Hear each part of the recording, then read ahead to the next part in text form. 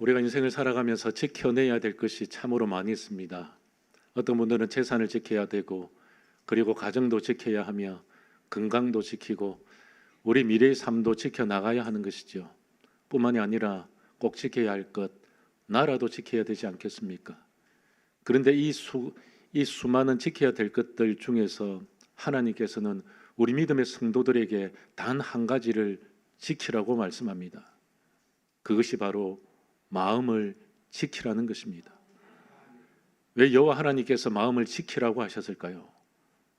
왜냐하면 이 마음이 우리의 전부이기 때문에, 마음이 가장 소중하기 때문에, 마음을 지켜내지 못하면 모든 삶이 무너져 내리는 것입니다. 그러므로 마음을 지키는 것은 굉장히 소중한 일이고 가장 가치 있는 일이라는 것이지요. 한 목사님이 평생을 목회하시고 이제 은퇴의 자리에서 몰로 목사님으로서의 한 말씀을 하셨는데요, 저는 이 말씀이 굉장히 제 마음에 와닿았습니다. 그분이 이런 말씀하셨습니다. 나는 목회보다 설교보다 더 어려운 일이 마음을 지키는 일이었습니다. 저도 목사이지만 나의 이 목회보다, 그리고 이 설교하는 것보다 내 마음을 지키는 것이 훨씬 더 어렵다는 것을 나는 알고 있습니다. 이 목사님께서 평생을 목회하시면서 자기 자신의 마음을 지킬 수 있는 것, 세상에 물들지 않고 세상의 가치관에 빠져들지 않고 오로지 하나님께 붙들려서 그 마음을 주님께 드릴 수 있고, 그리고 그 마음을 지켜내는 그 일들이 얼마나 어렵고 수고스러운가를 이 목사님의 이 말씀을 통해서 저 또한 감동을 받을 수밖에 없다는 것이죠. 여러분, 상처를 가지고, 쓰라림을 가지고, 아픔을 가지고 이 자리에 나오셨습니까? 오늘 이 시간 주님을 만나는 시간 되시기를 소망합니다. 그래서 주님께서 여러분들의 마음을 만지시고 다스리시고 지켜주실 줄 믿습니다. 주님께서는 오늘도 우리에게 이렇게 말씀합니다. 사랑하는 딸아, 사랑하는 아들아, 내가 너희의 마음을 이 시간 만질 터이니 너희의 마음을 나에게 돌려다오.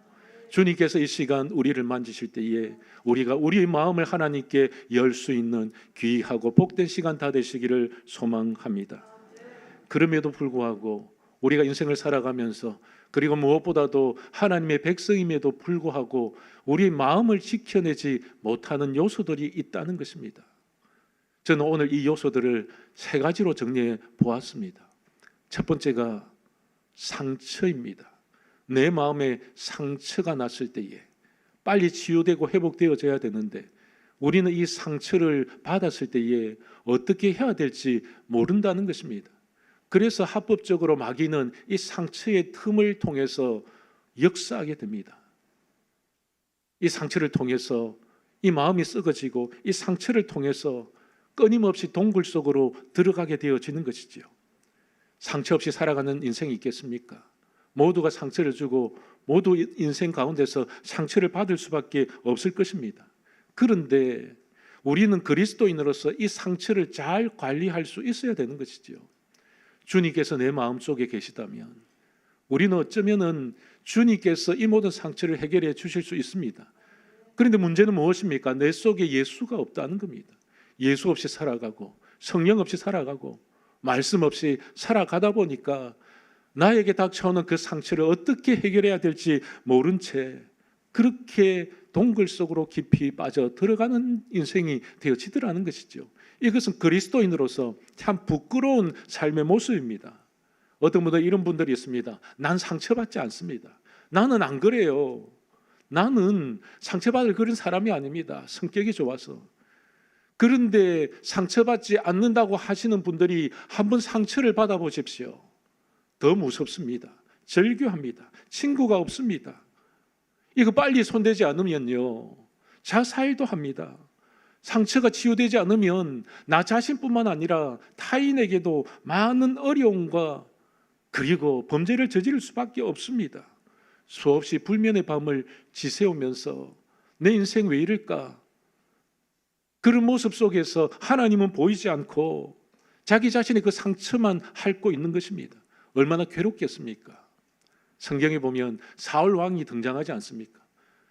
이 다윗이 전쟁에서 승리하고 돌아올 때에 여인들이 춤을 추면서 불렀던 노래가 무엇입니까?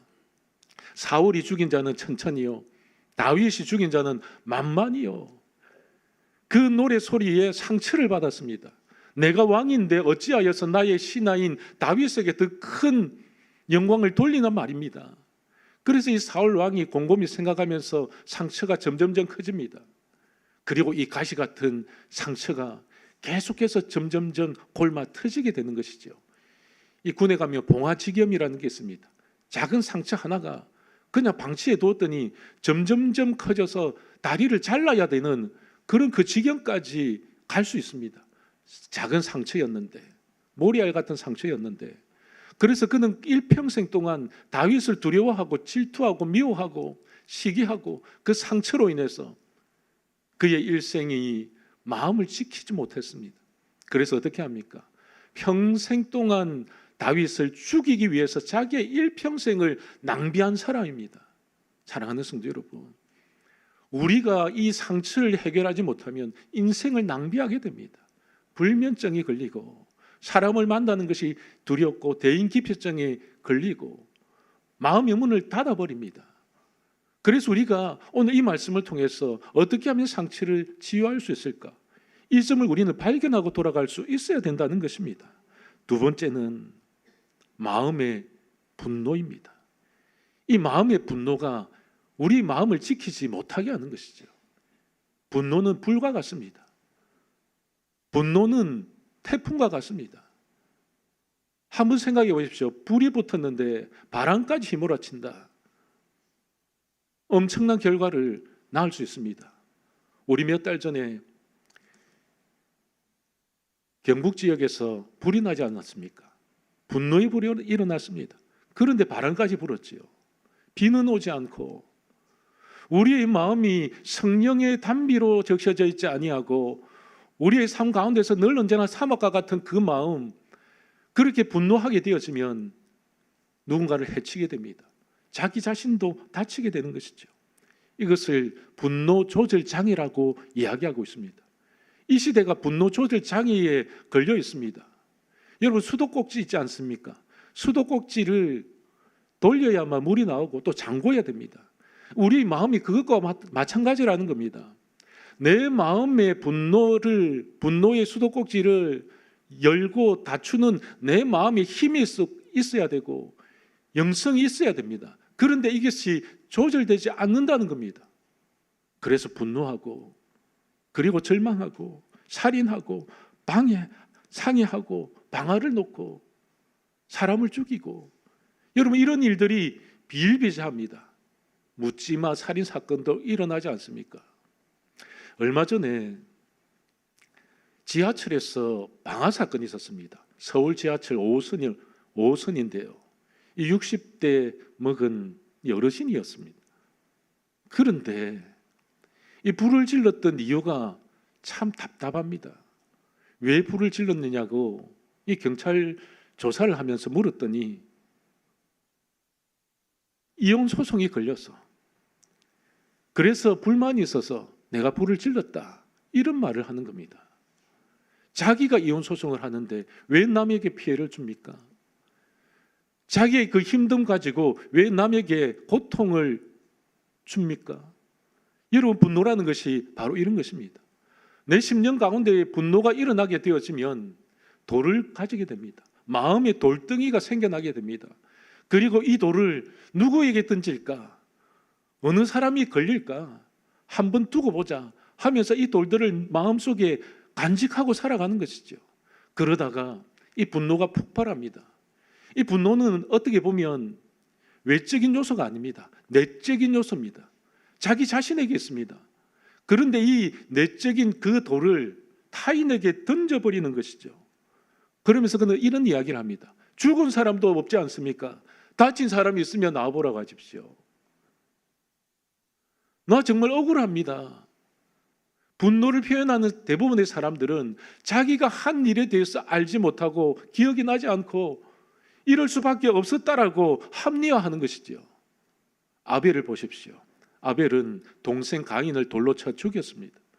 그 마음속에 분노의 돌이 늘 가지고 있었다는 것이죠. 하나님께서는 이 가인의 마음을 미리 아셨습니다. 그의 삶을 아셨고 그의 삶의 중심을 아셨기 때문에 이 가인과 그의 재물을 받지 않았습니다. 그런데 아벨은요, 늘 하나님 앞에 무릎 꿇는 사람이었습니다. 늘 자기의 마음을 지키기 위해서 하나님 앞에 내려놓는 인생을 살았습니다. 그래서 아벨의 그 재물과 아벨을 함께 받으신 것입니다. 그런데 그의 심령 가운데서 분노가 일어난 것이죠. 하나님 어찌하여서 나의 재물은 받지 않고 내 제사는 받지 않습니까? 하나님께서는 더러운 제사를 받지 아니하십니다. 인간적인 제사를 받지 아니하신다는 것입니다. 가인의 제사가 그랬다는 것이죠. 그래서 이 가인은 분노가 일어났습니다. 이 분노를 참지 못하고 동생 아벨을 돌로 쳐 죽이게 되었습니다. 우리의 마음이 부패했습니다. 이 가인을 바라다 보면 우리의 마음과 비슷하다는 생각을 합니다. 우리 속에도 때로는 분노가 일어납니다. 사회에 대한 분노, 가정에 대한 분노, 직장에 대한 분노. 그래서 늘 이 분노 속에 갇혀가지고 내가 부모만 잘 만났다면 이런 삶을 살지 않았을 건데, 내가 친구만 잘 만났다면 내가 이런 어그러진 인생을 살지 않았을 건데, 내가 스승만 잘 만났다면 내가 성공한 인생이 될 수 있었어. 내가 좀 돈이 좀 있었고 내가 넉넉한 인생을 살았다면 내가 이렇게 패배자가 되지 않았을 거야. 우리 형이 나는 정말 싫어. 우리 부모가 정말 싫어. 늘 언제나 화살을 남에게 돌리고 돌을 타인에게 돌리는 그 사람 속에는 언제나 분노가 있다는 것입니다. 죄를 지어도 죄가 보이지 않습니다. 죄가 느껴지지 않습니다. 성경에는 이런 말씀이 있습니다. 해가 지도록 분을 품지 말고. 분을 품지 말라고 했는데도 해가 져서도 분을 품습니다. 그래 두고 보자. 걸리기만 해봐. 내가 한번 걸리면 너를 그냥 작사를 내어줄 거야. 이런 마음을 살아간다는 것이죠. 교회 안에서도 물론 마찬가지입니다. 신앙생활 하면서도 하나님 한 분이면 충분하다고 말하면서도 하나님 한 분이면 충분하지 않는 것이 우리의 인생이더라는 것이죠. 복음을 영화롭게 하기 위해서 그래 나는 복음을 영화롭게 할 것이다. 예수 이름을 높일 것이다. 하나님 마음을 시원하게 만들어 드릴 것이다. 그렇게 말은 하지만 일상적인 삶 가운데서 우리의 마음을 들여다보면 하나님의 마음을 시원하게 만들어 드리지 못하는 우리의 분노로 인해서 무너지고 깨지고 부서지는 인생이 될 수밖에 없다는 것입니다. 세월이 흘렀는데도 분노가 사그라들지 않습니다. 세월이 흘렀음에도 불구하고 시간이 지났음에도 불구하고 여전히 그 분노의 그림자 잿더미에 깔려서 살아가는 우리의 모습들은 없지 않습니까? 있지 않습니까? 이것을 내려놓고 가라는 겁니다. 너의 분노의 돌을 내려놓아라. 어떤 사람들은 굉장히 똑똑한 사람이 있습니다. 그런데요, 사람을 미워합니다. 정오합니다. 질투합니다. 시기합니다. 불의와 악독 가운데서 살아갑니다. 자기는 하나님을 안다고 하면서 이게 그리스도인들의 부끄러운 모습이라는 겁니다. 사랑하는 성도 여러분, 우리의 마음속에 누군가를 미워하고 질투하고 싫어하는 마음이 있습니까?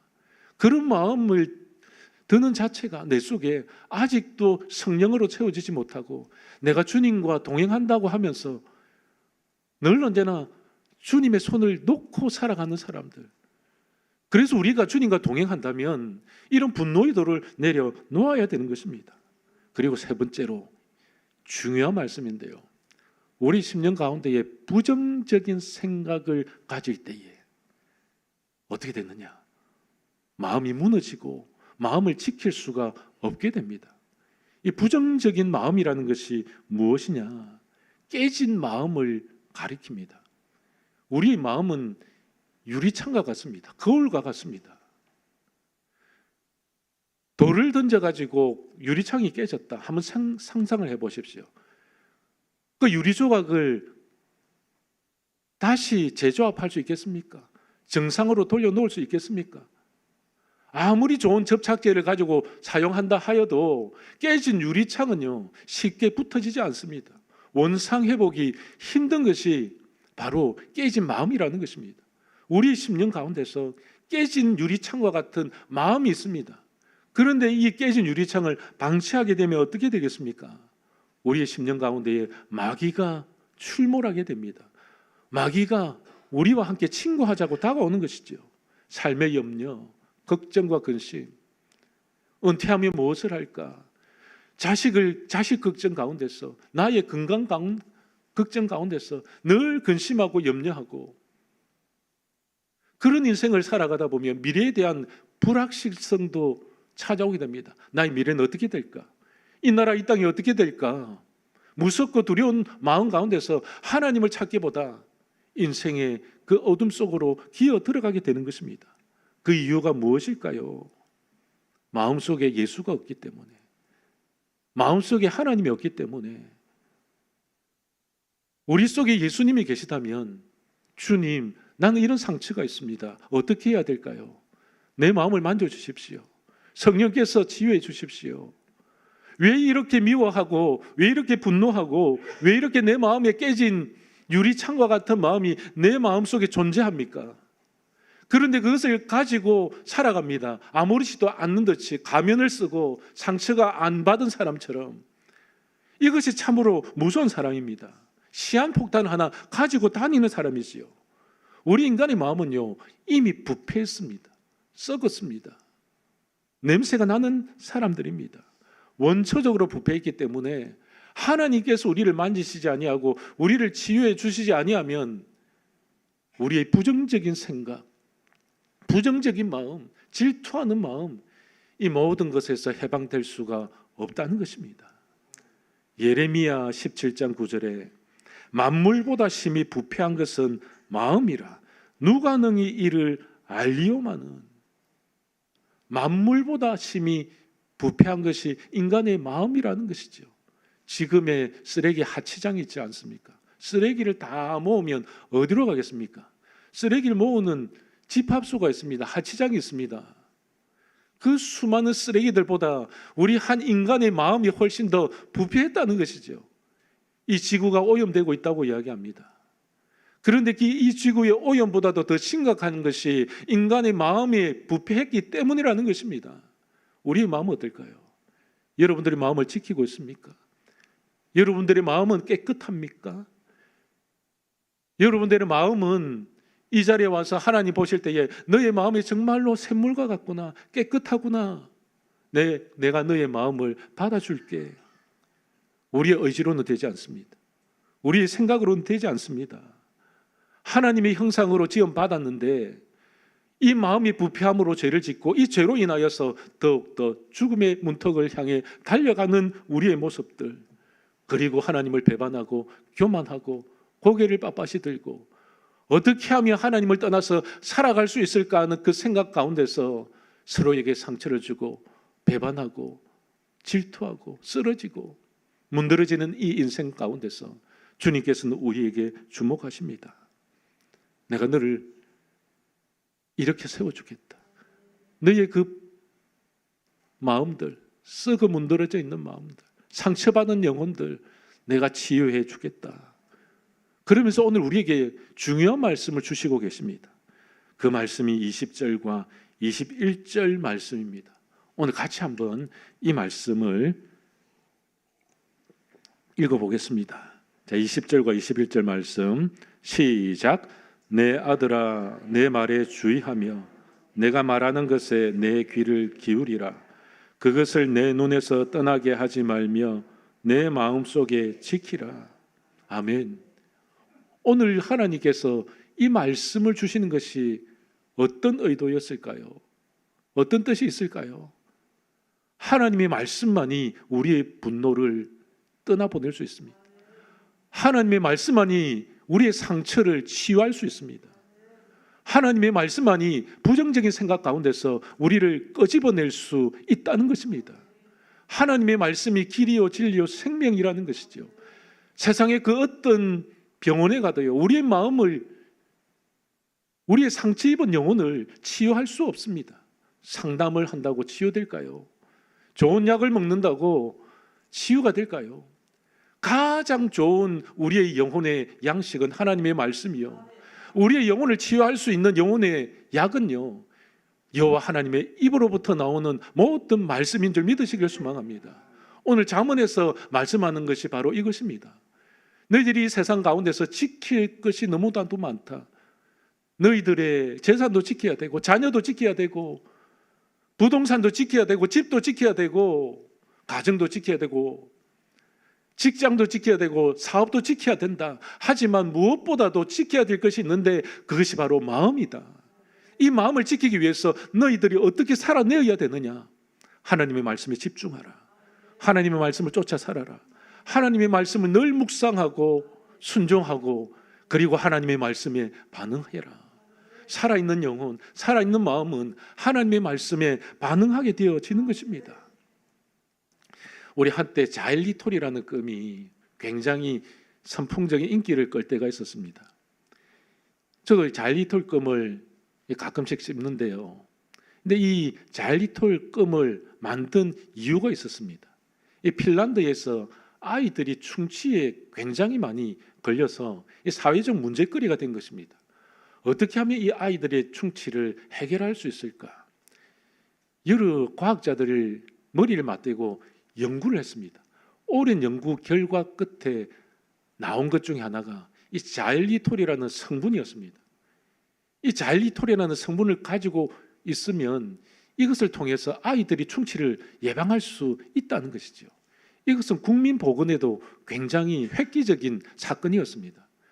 그래서 이것을 가지고 어떻게 한단 말이지? 아이들이 좋아하는 껌을 만들었습니다. 그런데 왜 이 자일리톨 성분이 효과를 발휘할 수 있을까요? 그것은 이런 이유에서였습니다. 자일리톨은 단맛이 굉장히 많이 납니다. 그런데 당분은 아니라는 것이죠. 이때 충치균이라는 것이 당분을 굉장히 좋아합니다. 여러분 밀가루 음식, 설탕 이걸 많이 드셔보십시오. 이가 그냥 와장창 무너집니다. 그래서 이 당분을 추구하고 찾아다니는 이 충치균들이 자일리톨균이 들어오니까 이것이 당분인 줄 아는 것이죠. 이게 달달한 설탕이 들어왔구나. 그래서 열심히 먹어 치웁니다. 그런데 이것은 당분이 아니기 때문에 소화도 되지 않습니다. 그리고 그대로 배설을 하는 것이죠. 이 배설한 것을 또 이 충치균이 먹습니다. 쉽게 이야기하면 똥을 또 먹는다는 겁니다. 달콤하니까, 달달하니까. 그러면은 영양분을 공급받지 못했던 이 충치균이 어떻게 될까요? 영양실조에 걸려가지고 죽게 됩니다. 이 원리를 통해서 자일리톨 껌을 생산하게 된 것이죠. 먹었는데 영양실조에 걸리고 먹었는데도 불구하고 죽었다는 것입니다. 오늘날 그리스도인들이 하나님의 말씀을 먹었다고 이야기합니다. 하나님의 말씀을 읽었다고 이야기합니다. 나는 하나님의 말씀에 대해서 잘 안다고 이야기합니다. 수십 년 동안 하나님의 말씀을 듣고 순종하고 따랐다고 이야기합니다. 그런데요, 진짜 하나님의 말씀을 먹지 않고 살았다는 것이죠. 딴 것을 먹었습니다. 교회에 왔는데 다른 것을 먹었습니다. 교회에 왔는데 하나님의 말씀을 먹지 않고 세상 것 먹고 갔다는 겁니다. 왜 이런 현상이 일어날까요? 제가 알고 있는 한 집사님이 계십니다. 이 집사님이 사회적으로 성공한 집사님이었어요. 재산도 있었고 남들이 봐도 참 성공한 사람이다. 저 사람 좀 닮고 싶다. 이분이 성경에 대한 박사였습니다. 웬만한 신학자보다 더 많이 안다고 이야기하고 대단하다고 이야기하고. 그런데 대화 중에 성경에 대해서 잘못 알고 있는 부분들이 있었어요. 그래도 목사인데 왜 모르겠습니까? 그래서 제가 이런 이야기를 합니다. 집사님, 성경에 관하여, 성경에 대하여 조금 잘못 알고 계신 부분이 있습니다. 그래서 성경은 많이 안다는 것이 아니라 바로 아는 것이 중요합니다. 많은 교리를 머릿속에 집어넣어도요, 하나님의 말씀이 아니면 그 교리는 허무한 것입니다. 아무리 좋은 제자 훈련 프로그램이 있다 할지라도 하나님의 그 말씀의 깊이가 없다면, 말씀이 없다면요, 성령이 역사하지 않습니다. 그러다 보니까 붕어빵 교인들을 만들어내지 않습니까? 똑같은 교인들. 붕어빵은 생명력도 없습니다. 그냥 틀에 부었다가 끄집어내는, 그것을 마치 제자 훈련이라고 이야기했습니다. 제자는요, 성령 안에서 스스로 하나님 음성을 듣고 그리고 무엇보다도 하나님께서 뜻하신 바를 이루어가는 겁니다.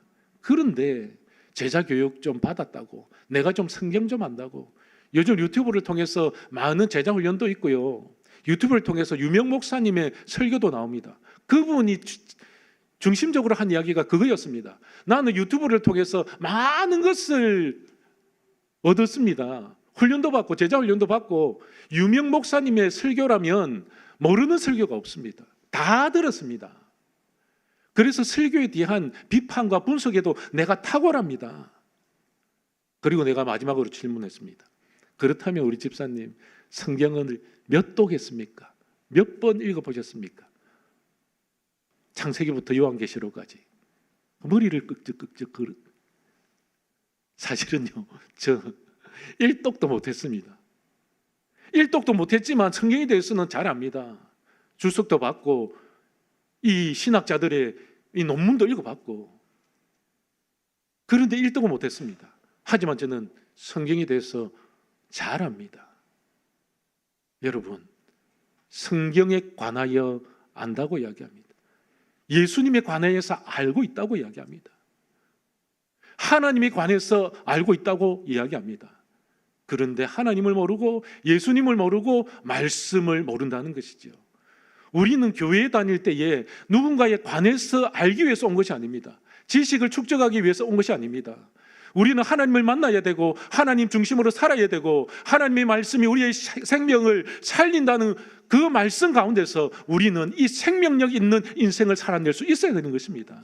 그래서 우리는 예수에 관해서 아는 것이 아니라 예수를 진짜 알아야 되고 예수님을 만나야 되는 것입니다. 그리고 우리는 말씀에 대해서 아는 것이 아니라, 관하여 아는 것이 아니라, 우리는 이 말씀을 읽고 순종하는데 그 자리까지 나아갈 수 있어야 되는 것입니다. 오늘날 영적인 영양 실조에 걸려서 아등바등 되면서 살아가면서 하나님을 한 번도 경험하지 못했다, 하나님께서는 나에게 기적을 주시지 않는다, 하나님은 나를 버렸다, 왜 그런 말이 나오고 왜 그런 비명이 들려올까요? 하나님의 말씀을 읽지 않았기 때문에, 하나님의 말씀 가운데서 묵상하지 않았기 때문에. 우리는 이 성경 말씀을요, 너무나도 대수롭게 생각합니다. 저는 이런 생각을 가집니다. 설교는요, 오늘날 설교의 말씀의 홍수 시대라고 이야기하지 않습니까? 근데 이건 말씀의 홍수 시대가 아니라, 내가 정의를 내리면요, 설교의 홍수 시대입니다.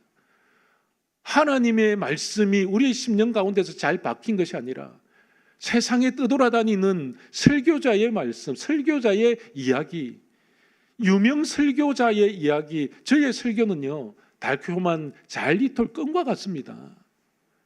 이것만 먹으면 죽습니다. 그런데 사람들은 아이고, 하나님의 말씀이라고 생각합니다. 그런데요, 하나님의 말씀에 첨가될 수도 있죠. 이것은 무엇일까요? 간식입니다. 간식. 우리의 영혼의 간식입니다. 우리의 마음의 간식입니다. 주식이 무엇입니까? 성경 말씀입니다. 여러분, 마음을 지키고 싶습니까? 여러분, 인생이 정말로 변화되고 싶습니까? 하나님의 기적이 상식이 되기를 원하십니까? 내 인생 정말 변화되지 않았는데 이번만큼은 내가 정말 변화되고 싶다고 하나님께 부르짖고 싶습니까? 그렇다면요, 한 가지 하십시오. 오늘부터 말씀을 읽으십시오. 풀리지 않는다면 성령께 기도하십시오. 그리고 저에게 가져오십시오. 제가 풀어드리겠습니다. 우리는요, 교과서를 보지 않고 창고서의 목숨을 걸고 살아가는 영성을 가지고 있습니다. 이 영성은요, 진짜 영성이 아닙니다. 우리는 창고서에 의존해서 살아가는 것이 아니라 정말 교과서된 하나님의 말씀이 천국에 가게 하는 지름길인 줄 믿으시기를 소망합니다. 설교는 이 땅 가운데서 다 사라질 것입니다. 하지만 하나님의 말씀은 영원할 것입니다. 그러므로 여러분들, 우리 이 설교 말씀에, 유명 목사님의 말씀에, 그리고 프로그램에 우리 인생을 집중하는 것이 아니라 어떻게 하면 하나님의 말씀을 읽고 묵상하고, 어떻게 하면 이 하나님의 말씀 가운데서 하나님의 임재를 경험하고 하나님께서 나의 마음을 만지심을 경험하고 나의 상처를 어떻게 치유하시는가를 나 스스로가 말씀을 통해서 경험되어질 때에 그 사람이 진짜 그리스도인으로서 살아낼 수 있다는 것입니다. 예수님께서도 말씀하셨습니다. 사람이 떡으로만 살 것이 아니요 하나님의 입으로부터 나오는 모든 말씀으로 살 것이니라. 사랑하는 성도 여러분, 우리는 세상의 떡에 관심을 가지기보다, 우리는 세상의 떡을 지켜내기보다 우리의 마음을 지키기 위해서 하나님의 말씀을 지켜낼 수 있는 거룩한 하나님의 백성들 다 되시기를 소망합니다. 이제 말씀을 맺겠습니다. 하나님께서 우리에게 주신 가장 귀한 사명 무엇일까요? 하나님께서 원하시는 것은 우리의 성공이 아닙니다. 우리의 마음의 정결함입니다. 내 마음이 얼마나 정결하냐, 이 정결한 마음을 통해서 하나님께서 역사하십니다. 우리 외적인 성공은 이 땅 가운데서 다 내려놓고 가야 되지만, 우리가 이 땅 가운데서 정결한 마음으로 살아가게 되어지면 그 속에 하나님의 나라가 임하는 것입니다. 우리는 그 정신을 가지고 그 신앙을 가지고 살아야 됩니다. 그러므로 마음을 지키는 사람은 세상의 소리에 흔들리지 않습니다.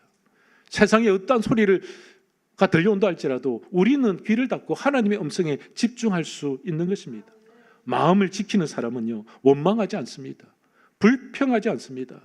마음을 지키는 사람은 늘 언제나 하나님 앞에 감사 드릴 수 있는 사람입니다.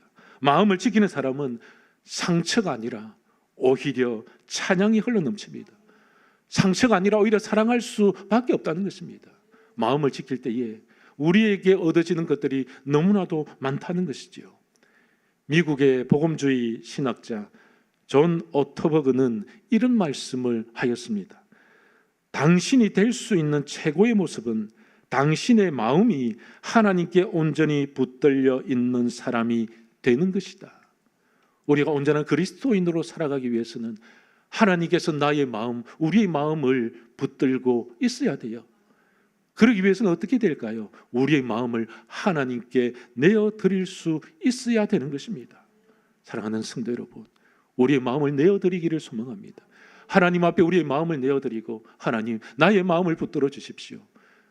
내 생각과 나의 판단과 나의 힘으로는 내 마음을 지켜낼 수 없지만 여호와 하나님께서 나의 마음을 붙들고 계신다면 그 마음을 지켜낼 수 있습니다. 주님, 내 마음을 드립니다. 내 마음을 받아주시고 주님, 내 마음을 지켜 주시옵소서. 그때 주님께서는 말씀하십니다. 사랑하는 딸아, 사랑하는 아들아, 내가 너의 마음을 지켜줄게. 내가 이 땅 가운데서 살아가면서 이 인생의 전쟁터 가운데서 내가 너의 마음을 붙들므로 너는 이 땅에서 승리자가 될 수 있어.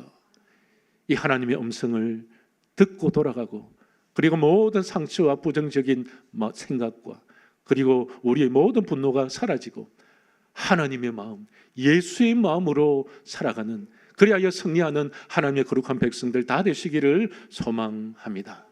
살아계셔서 역사하시는 전능하신 하나님 감사드립니다.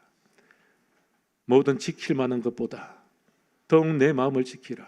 생명의 근원이 이에서 남이라 하신 이 하나님의 말씀 가운데서 우리가 우리의 마음을 지켜내기 위해서 하나님의 말씀을 읽고 묵상하며 하나님의 말씀에 순종하기로 결단하며 주님 앞에 다가섰습니다. 주님, 우리의 심령 가운데에 들어오시고 우리의 마음을 만져주시고 우리의 마음을 주장하여 주시고 우리의 마음을 붙들어 주시옵소서. 세상 가운데서 지켜야 될 것이 세상은 많다고 이야기합니다. 돈도 지켜야 되고 자녀도 지켜야 되고 부동산도 지켜야 되고 미래도 지켜내야 되고 나라도 지켜내야 되겠지만 무엇보다도 우리가 지켜야 될 것은 바로 우리의 마음인 줄 믿습니다. 하나님, 이 마음을 잘 지켜낼 수 있도록 주여 하나님 아버지께서 함께하여 주시고 잘 박힌 목과 같이 하나님의 말씀이 우리의 심령 골수를 찔러 쪼개는 놀라운 역사를 보게 하여 주시옵소서. 정결한 마음으로 이 세상을 살아갈 때에 하나님께서 오늘도 내일도 주님 오시는 그날까지 날마다 말씀으로 승리할 수 있도록 주님 은혜 부어 주시옵소서. 감사를 드리오며 나사렛 예수 그리스도 이름으로 간절히 기도드립니다. 아멘. 다 이렇습니다.